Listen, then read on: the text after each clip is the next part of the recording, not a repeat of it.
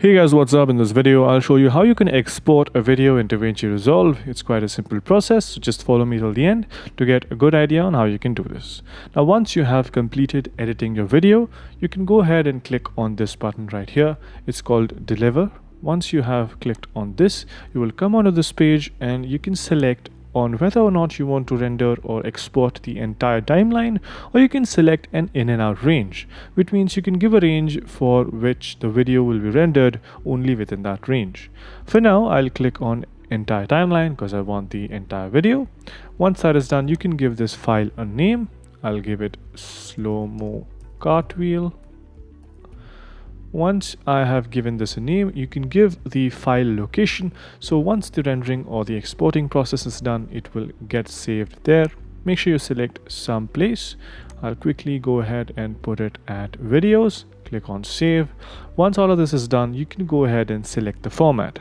I select MP4 for the most part. It works fine with all videos, and make sure the codec is at H.264. It's very versatile, and the compression makes sure that the video is not very large.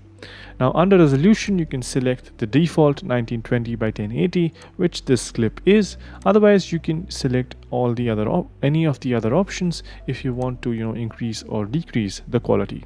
You can select this option if you want to convert this into a vertical video where you can post it as a YouTube short or an Instagram reel.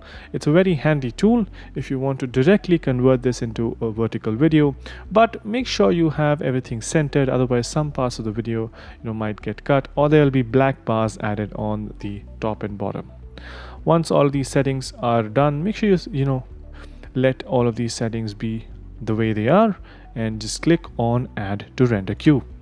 Once it's been added, click on render all, and that is it.